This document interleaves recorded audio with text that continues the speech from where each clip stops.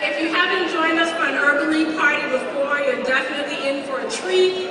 Last year we took you back to the 70s. The year before that we did a stomping at the Savoy. So tonight, welcome to Carnival.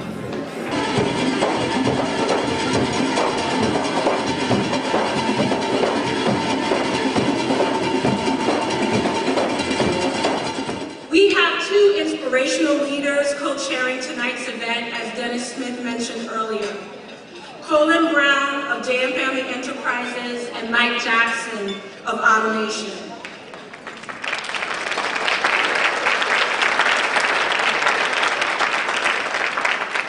Having Colin and Mike on the stage demonstrates that the Urban League has convened major business leaders around key issues in our community: education, jobs, housing, and health. It sends a very clear message to our business and community leaders that investing in social change, like the Urban League, does have economic value, and we truly believe that. Investing in social change on the micro level with families manifests itself on the macro level in many, many different ways. Ladies and gentlemen, good evening. It's a real pleasure to be here tonight. Gail, if you had told me this was such a great party, I would have been here sooner.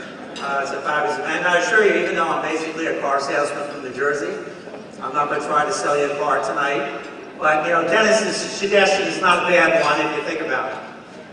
It's also a real honor to co-chair with my good friend, Colin Brown. And I can tell you two things about Colin. As far as being a chair for this event, he was in before me, and he's in for bigger bucks. So a round of applause, please, for Colin. Something I tip my hat to. When it comes to the Urban League, our company has been involved for over 15 years, literally since our very beginning. And we can trace it back to our extraordinary founder, Wayne Huizinga, and his commitment to the community and his commitment to changing lives. And while we're on the eve of the opening of the new Empowerment Center, I should tell you a little bit about the story. A group of community leaders went to our founder, Wayne Huizinga, over a decade ago to ask for his support for the African American Library. And it was an extraordinary meeting, and people walked out with something far beyond what they expected when they wanted it. You know, Wayne is a game changer. I've been in some of those mind-bending meetings with Wayne. It doesn't always go as you think, because Wayne said, of course I will support the African American Library, but you're not thinking big enough.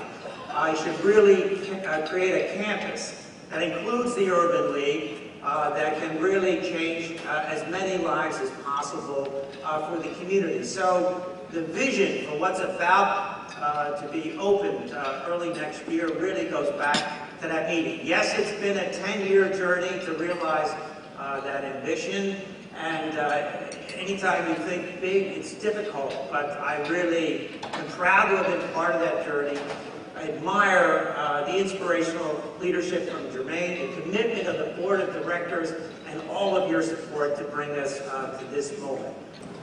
We are all part of this community.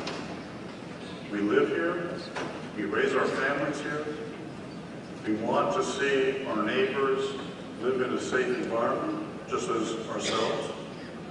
But we're only as good as the most struggling people in our community. And the Urban League has proven time and time again that they are there to do those basic mission statements that Jermaine was talking about.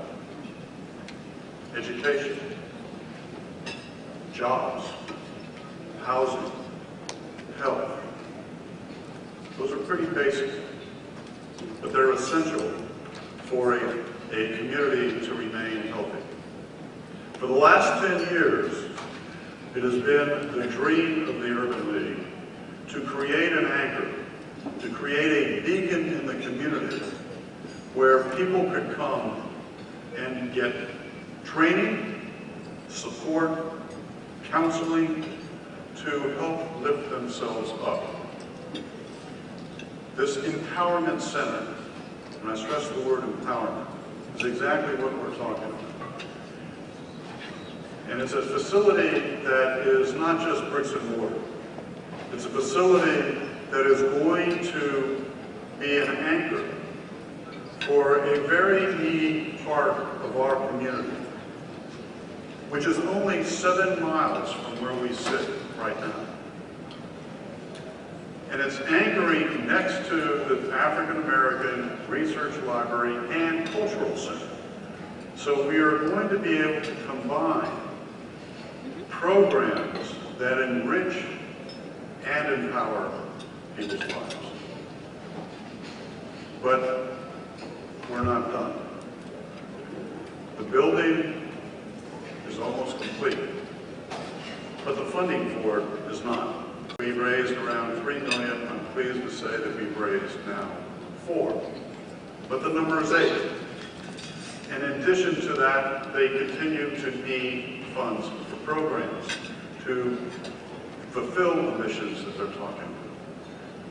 So for those of you who have not had the opportunity to really get exposed to the Urban League, I urge you to call them, and they will either give you a tour or they will also just explain a little bit more in depth the kinds of programs that they do in the community. They partner with other organizations. They know that this is a multi-level issue that we deal with day in and day out. They don't have all the answers, but they have a proven track record of success, as you heard tonight with that very, very impressive young woman. So you have on your table, and the reason why I have this in my hand, is an envelope. There are envelopes for every individual. A call to action. You can either donate, you can either volunteer, or you can ask to get more information about this great endeavor. I'm proud to be part of an organization that has the wherewithal and feels very responsible about giving back to the community. And that's why we stepped up to do a leadership gift of $1 million. I'm now asking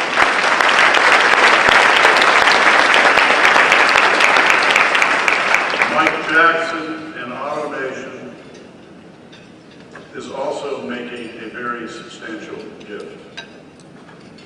It's time that we engage as many people as possible. It is a great investment. It is an investment in all of our futures. And for that, I thank you for being here tonight. I thank you for everything that you do, and have a great time. Thank you.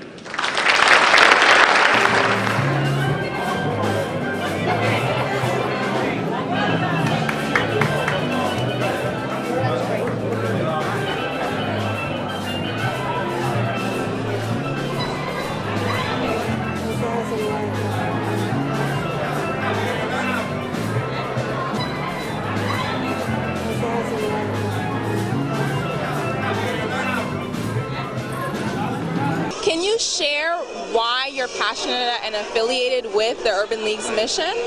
Well, you know, Urban League for many, many years in the United States of America has been transforming urban neighborhoods, trying to empower families and kids, and to change neighborhoods through economic development and other community development activities. And anything that lifts urban neighborhoods up lifts America up. So it can only be supported passionately.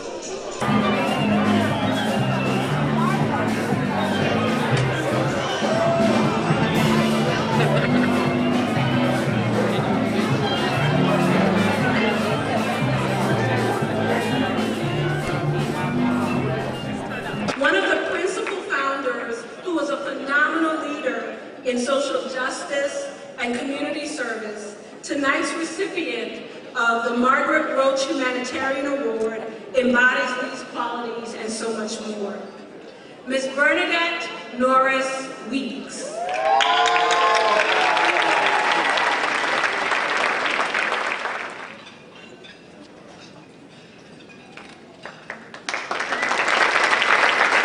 Just a few moments ago, you received the Margaret Roach Humanitarian Award.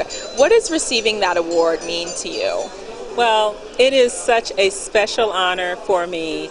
I can't think of another award that I've ever received that meant as much as this award, considering who Margaret Roach was and the inspiration that she's been for so many women. Our diversity champion really deserves to receive this award. He has brought diversity into his company in a very big way, in all aspects, including the vendor, the requirements of who the vendors can be, and the employee diversity. He is truly a phenomenally diverse and deserved recipient. Trip Scott is pleased to present the 2011 Diversity Champion Award to Philemon Lopez, the Regional Senior Vice President, Florida East Coast Region of Comcast. Mr. Lopez.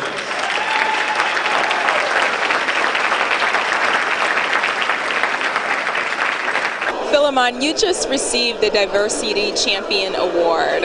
What does that award mean to you? It means a lot. It means that at least someone thinks I'm making a difference. And my operating philosophy, the way I live my life, is always about trying to make a difference in someone else's life.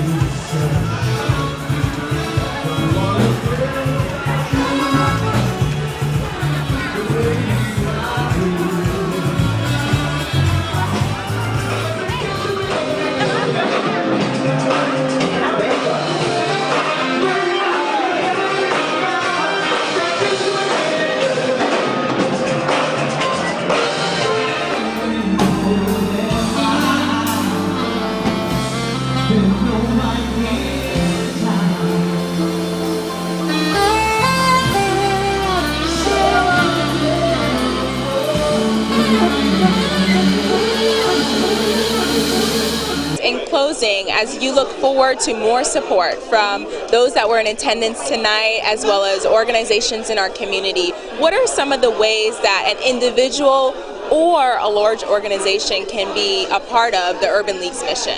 So clearly there are opportunities to volunteer on many levels, so just call us for volunteer opportunities. There's also opportunities to give, naming opportunities in the building, corporate partnership programs, sponsorships of the gala, and then last but certainly not least, share the information with a friend.